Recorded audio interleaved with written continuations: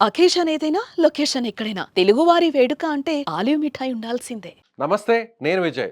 Major గారు పర్టిక్యులర్‌గా ఈ ఆపరేషన్ ఎలా జరిగింది? ఈ మిసైల్స్‌ని ఫైటర్ జెట్స్ ద్వారా లాంచ్ చేయడం జరిగిందా? లేదంటే మన భూభాగం నుంచి ప్రయోగించడం జరిగిందా?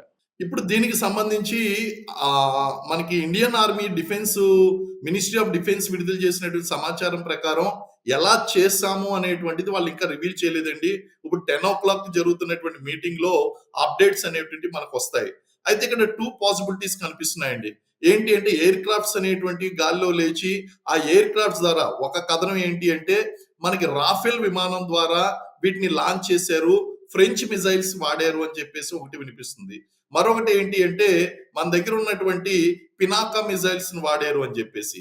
అది Indian army yet to confirm that and we have the capabilities of doing both అండి. We have the capabilities of doing both. మనకు ఉన్నటువంటి అవసరాన్ని బట్టి ఆ యొక్క టార్గెట్ బట్టి లక్ష్యాన్ని ఎలా ఛేదించాలన్నది ఇండియన్ ఆర్మీ ఆపరేషన్స్ అనేటువంటి వాళ్ళు కండక్ట్ చేసినప్పుడు వాళ్ళు ప్లాన్ చేస్తారు. దీని గురించినటువంటి ఇంకా సమాచారం అధికారికంగా వెలువడవలసి ఉంది. బట్ మై ఎక్స్‌పెక్టేషన్ ఈస్ రాఫెల్‌ని వాడి ఉండొచ్చు. అలాగే ఈ యొక్క ఫ్రెంచ్ మిసైల్స్‌ని వాడి ఉండొచ్చు అని నేను అనుకుంటున్నానండి. సో, మొత్తం ఎన్ని నిమిషాల్లో ఈ ప్రక్రియ అంతా కూడా పూర్తయ్యుండొచ్చు? మీ ఎక్స్‌పీరియన్స్‌ని బట్టి చెప్పొచ్చు.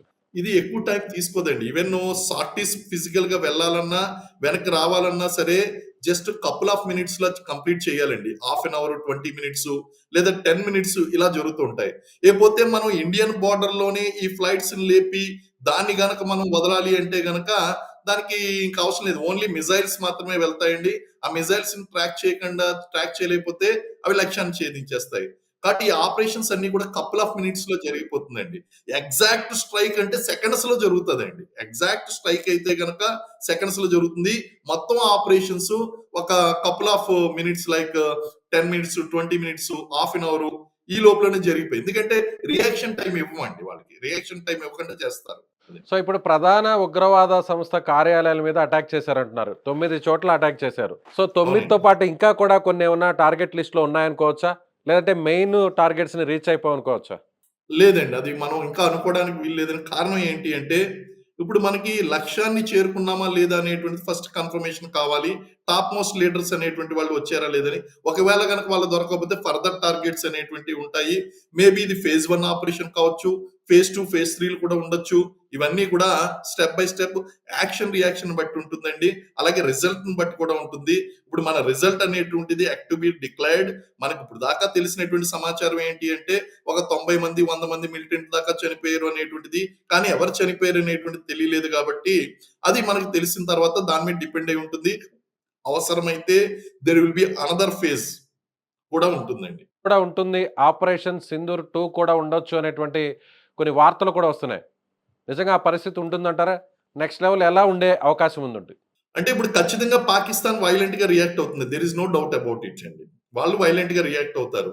వైలెంట్‌గా రియాక్ట్ అవ్వడం అంటే మన సివిలియన్ వాళ్ళ దగ్గర ఉగ్రవాద స్థావరాలు ఉన్నాయి కాబట్టి వాటి మీద దాడి చేసాం. మన దగ్గర లేవు. ఇంకా సివిల్ పౌరుల యొక్క ఇళ్ల మీద, వాళ్ళ మీద దాడి చేయాలి. అదే గనుక జరిగితే మనం దానికి బుద్ధి చెప్పాలండి. అప్పుడు మళ్ళీ ఫేజ్ 2 అనేటువంటిది ఉంటుంది. ఈ ఆపరేషన్స్ లెవెల్స్ అనేటువంటివి మారి ఈవెన్ వార్‌గా కూడా క్రియేట్ అయ్యేటువంటి అవకాశం ఉంటుంది.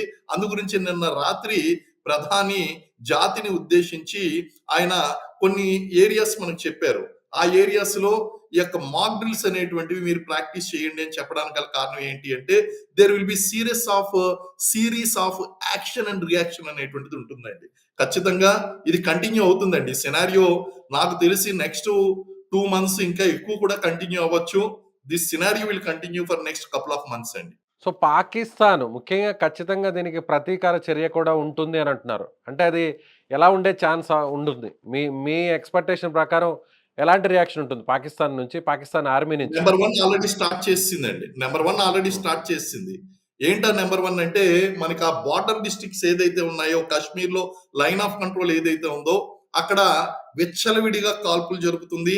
అలాగే పౌర గ్రామాలు ఏదైతే ఉన్నాయో ఆ గ్రామాల మీద దాడులనేటువంటివి జరుగుతున్నాయండి. ఆ గ్రామాల మీద. సో, అది నంబర్ 1. నంబర్ 2 వచ్చి ఇక్కడ ఉన్నటువంటి కొన్ని ఇంపార్టెంట్ బోర్డర్ ఏరియాస్‌లో గాని, ఏదన్నా ఉన్నటువంటి వాటి మీద దాడి చేయడం అండి. డైరెక్ట్‌గా వాళ్ళు ఎయిర్ స్ట్రైక్ గాని, మిసైల్ స్ట్రైక్ గాని ఏదోకటి చేయడం. మూడోది ఉగ్రవాద దాడులు. ఉగ్రవాదం ఏదైతే ఉందో వాళ్ళ చేతిలో ఉన్నటువంటి వాళ్ళు ఒక వెపన్ గా వాడుతున్నారండి. ఉగ్రవాదాన్ని ఒక వెపన్ గా వాడుతున్నారు. కాబట్టి వాళ్ళు ఏం చేస్తారంటే మాకు పెహల్గామ్ ఇన్సిడెంట్ గురించి మీరు చేశారు కదా, సరే ఇంకా ఇలాంటివి మీకు చేసి మీ పరువు తీస్తాం అనేటువంటి విధంగా కూడా వాళ్ళు చేసేటువంటి అవకాశాలు ఉన్నాయి. ఈ 3 విధాలుగా కూడా పాకిస్తాన్ రెడీ అవుతుందండి. Right sir. Thank you so much.